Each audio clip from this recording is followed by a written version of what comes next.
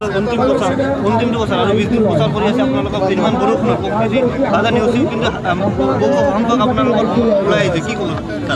এই নিৰ্বাচনত বিটিয়াৰবাসী ৰাইজে সকলো ফূৰ্তি কৰিছে সকলো ভাল এটা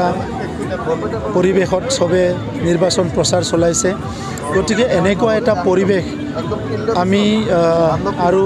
আগতে দেখা নাছিলোঁ হয়তো পিছত কেতিয়া দেখা পাম এইটো ক'ব নোৱাৰোঁ কাৰণ বিটিয়াৰবাসী ৰাইজে যোৱা 30-40টা বছৰ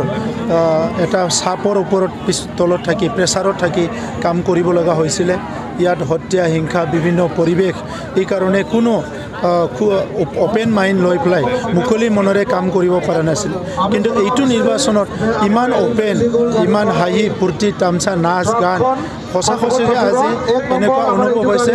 যে গণতন্ত্ৰ যিটো হৈছে এই গণতন্ত্ৰটো শক্তিশালী হৈছে এইটো এনেকুৱা এটা অনুভৱ আমাৰ হৈছে আৰু প্ৰধানমন্ত্ৰী নৰেন্দ্ৰ মোদী ডাঙৰীয়াক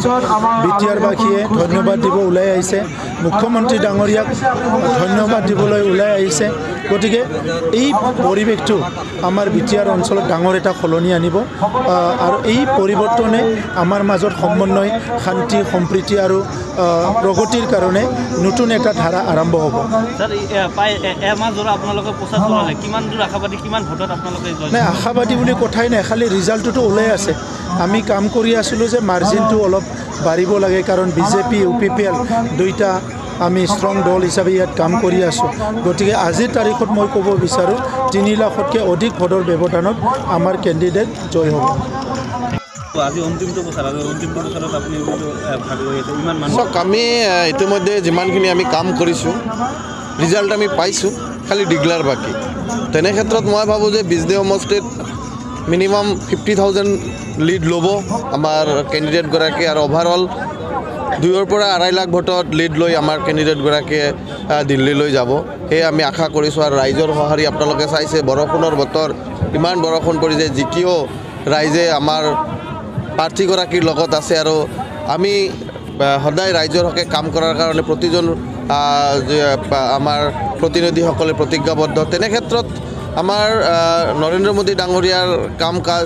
ডক্টৰ হেমন্ত বিশ্ব শৰ্মা ডাঙৰীয়াৰ কাম কাজ প্ৰমোদ বড়ো ডাঙৰীয়াৰ কাম কাজৰ ওপৰত বিশ্বাস ৰাখিছে ৰাইজে আৰু সেই বিশ্বাসৰ আৰু আস্থাৰ ওপৰতে ৰাইজে শিলদল ভাঙি ওলাই আহিছে আপোনালোকে ইতিমধ্যে চাইছে আমাৰ যিমানকেইটা মিটিং হৈছে প্ৰতিটো মিটিঙে আমি আশা কৰাতকৈ বহুত বেছি মানুহৰ আমি সংখ্যা পাবলৈ সক্ষম হৈছোঁ তেনে ক্ষেত্ৰত খুব ভাল হ'ব বুলি ৰিজাল্ট আমি আশা কৰোঁ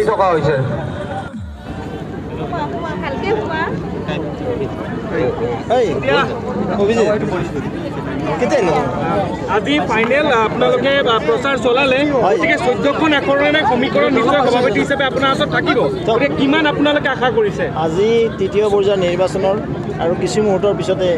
আমাৰ সামৰণি পৰিব প্ৰচাৰ অভিযান ইতিমধ্যে আপোনালোকে গম পালে সমগ্ৰ অসম আমি ঘূৰিলোঁ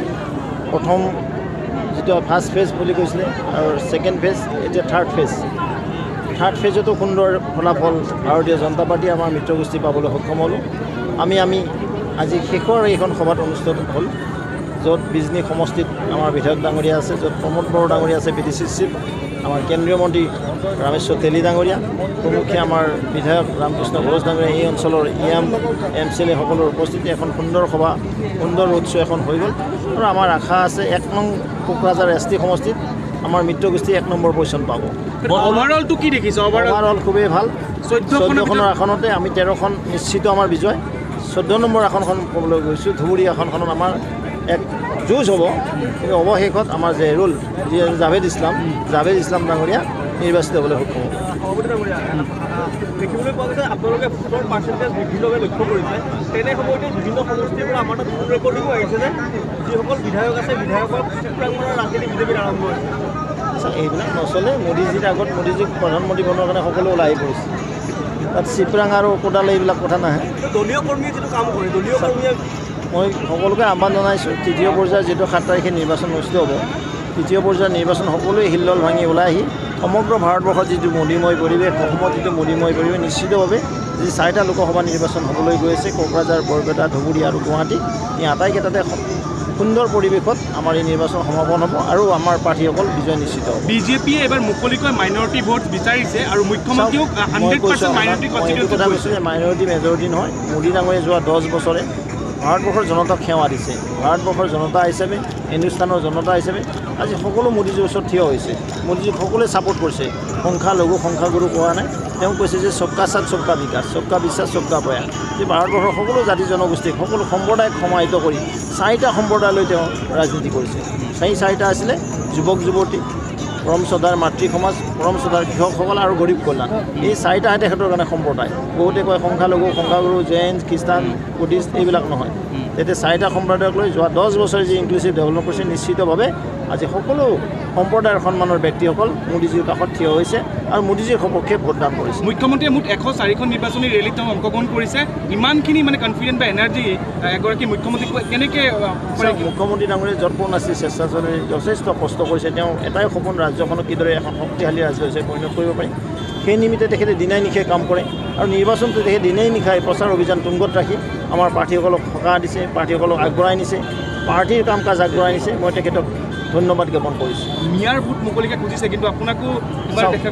আকৌ আপুনি এটা কথা কৈছে যে মিয়াৰ ভোট অনামিয়া মই এইবিলাক ক'বলৈ যোৱা নাই মোদীৰ লগত আমাৰ মোদীজীৰ লগত সকলো আছে নৰেন্দ্ৰ মোদী ডাঙৰীয়াক সকলোৱে ভাল পায় সকলোকে সমাহিত কৰি তেখেতে ৰাজনীতি কৰিছে তাত আৰু মিয়া অনামিয়া কোনোবা এইবিলাক কথা নাহে তেখেতে সকলোকে সম্পাদিত কাৰণ তেখেতে কৈছে যে সবকা সাথ সবকা বিকাশ লাষ্ট ফেজৰ এটা কথা কৈ দিয়ক লাষ্ট ফেজৰ 4টা সিটত আপোনালোকে কেইখন আসন লৈছে 4খনে আসন পাম 3খন আমাৰ কনফাৰ্ম হৈ গৈছে 4 নম্বৰ আসনখন ক'বলৈ গৈছোঁ ধুবুৰীত আমাৰ প্ৰতিদ্বন্দ্বিতা হ'ব কিন্তু সেই ঘাঁহি জাভেদ ইছলাম ডাঙৰীয়াই মাৰিবলৈ সক্ষম হ'ব যদি চব ঠিকে থাকে